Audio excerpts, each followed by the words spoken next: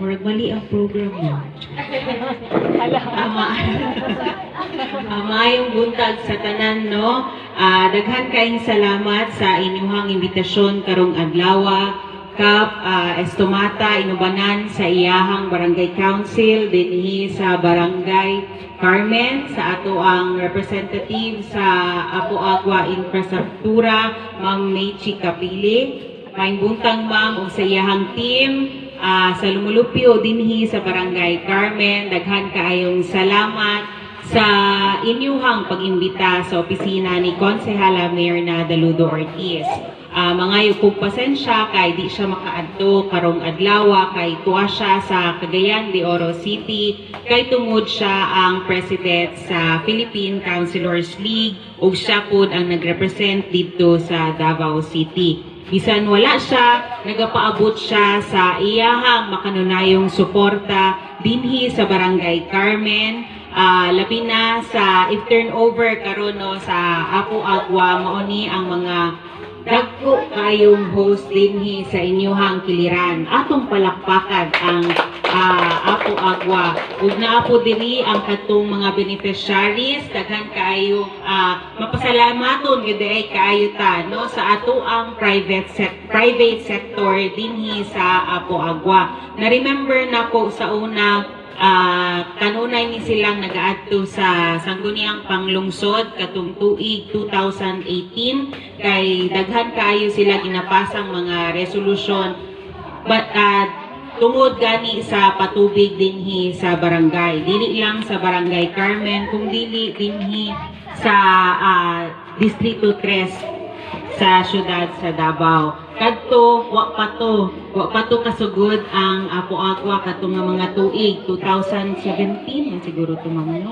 2017 2018 pero karon naan nagyud no ako ato nang natagamtaman ato nang nagamit dinhi sa ato ang barangay ug sa Distrito 3 usa daghan kayong salamat o ang opisina ni Konsehal Myrna Daludo Ortiz kanunay nagasuporta para sa kalambuan dinhi sa inyong barangay ug sa katibok ang Distrito 3 dinhi sa syudad sa Davao. So palakpakan nato ang Apo Agua.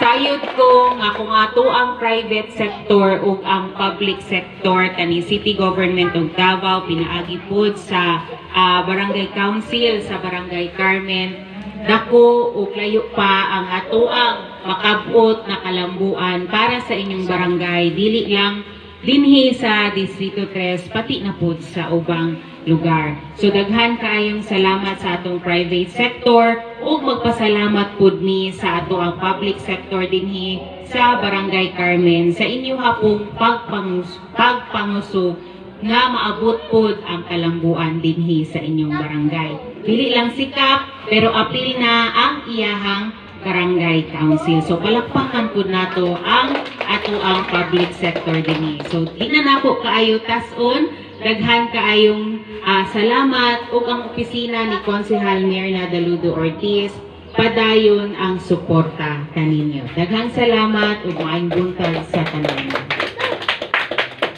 Thank you so much, Ma'am Abigail.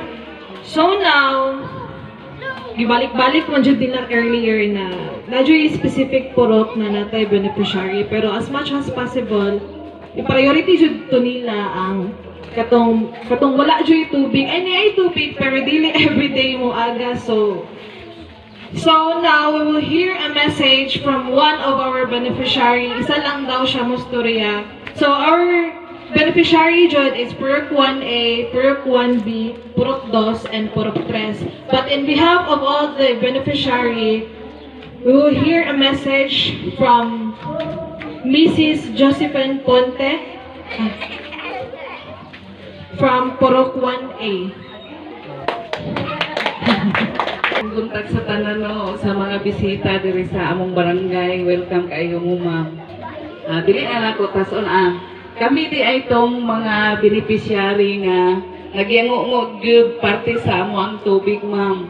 Kay wala jud kay may tubig dito sa ubos. So nakadungog ko sa mga plano sa taga ubos kato kay kagawad rin ni itong inyong giplano sa una. Mao na siguro ni ang kanang panahon nga niabot karon kay nagkuan sila og project na dapat diri lang jud daw sa Barangay Carmen ang makaabil sa mga beneficiary nga mogamit sa tubig. So, mo na siguro ni ang panahon nga murag makaabil na mi ani ma'am nga kanang program sa Apo Agua. O ang dito sa Ubo sa amo adapit sa purok namo sa 1A murag gamay rin kayo ang tubig. So mo na ang ilang reklamo dito. Nagpasalamat kay kog dako nga niabot na ni nga project karong panahon nga. Og sa Barangay Council o kay Kapitan pod nga nagprocess nga. Kami po ito ma'am ang association sa Kaska nga association. Kami ang mga board member po. So naay may istorya sa mga unya. O mara to og daghan kayong salamat. Makaligo na jud mo no. So Daghang salamat sa atong mga tigpayla. Sa guwapa na yung tigpayla. May buntag sa labi na sa ato ang kapitan sa kauban po niya sa council, mga barangay kagawad, sa ato mga bisita o sa Apo Agua nga naghatag ni aning ahos. Murag panahon na gyud siguro nga may buntag po sa akong mga kauban sa asosasyon. Murag panahon na gyud siguro nga among pangitaan o pamaagi kinihos para nga mawa ng mga mulo og yango sa mga tao. Kay tinuod kaning mga lubulubyo dire kasagaran gyud nagkuan gyud nagproblema sa tubig. Kay nay panahon moagas og buntag pagkagabi wa na po'y panahon moagas og gabi pagkabuntag wala. Pero ako pong gihinahinayan o kuan ka na mag-meeting ni nga pangitaan law pamaagi nga magkuan og punduhanan. Kaya sa panahon nga moagas magpundo aron nga kung wa po'y agas di na magamit. O igana na lang ang pamaagi kay ang kami po nga mga kuan sa ako isip sa presidente na may plumber ang mga problema sa mga user bato sa plumber niya moari sa kuha isod kayo o ang amo nga naa naman pangitaan na mo pamaagi inubanan po sa atong mga sa council kapitan sabot-sabotan nato kung sa atong buhaton para nga atong mapani sa mga tao. Hindi na ko tason, nagkasalamat. Mawala siguro. Nagkasalamat. May kontak sa tanan, labi na sa katong taga-Apo-Agua, kang Ma'am Abigail, kang Kapitan, o sa Council, o sa tanan namong kauban sa Kaska Association. Ako nagpasalamat nga niabot ang pinaagi sa pagpaningkamot ko sa atong kapitan, sa atong council, labi na sa atong infra.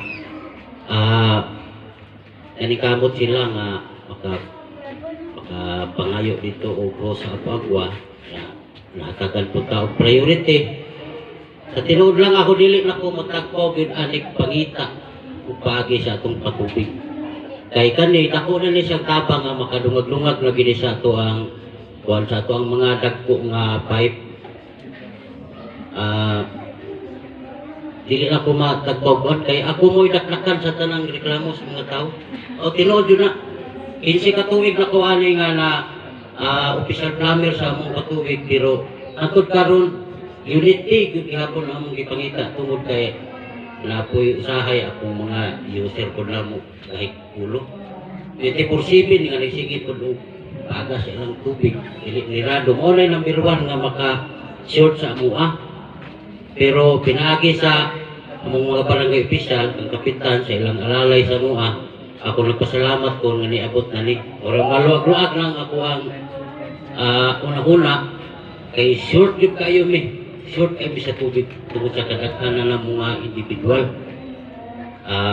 Naa naman kanikamutan lang ko na mo ma-implementan sa kasagutan pa naman ni kapitan sa council kalos ana mo ni pwede nga matagtag Wala kumpleto mo ni na may kufling, na i-erase valve. Siguro, blow-up. Walay pang blow-up ni sir, no? Na i-portion man gud nga kinahanglan sa kutangan og blow-up, pero kung wala, pwede na may anak makaproduce. Kami na lang mo lumag-lumag. Kami sa asosasyon na mga anang panikamutan na kanatanan may implementa mabahin dito sa tanang purok nga kulang og tubig. O usbon ako, nagkayong salamat sa pagwa ng kapitan sa ilang paningkamot. Kami, amuhala ko ng paningkamutan nga mahimo na mo, maangay na mo tanang tao sa patubig. O ilang kutob, dagang salamat mo yung kontak. Thank you so much ko. So tinuod jud to sa iya jud tanan mo yung ngok tanang tao. Kay even ako katong walay agas maingon jud ko sa kong papa nga day asa day si Uncle Paniro lagi tay agas. Problema jud ang sige kaligo. Anyways, thank you so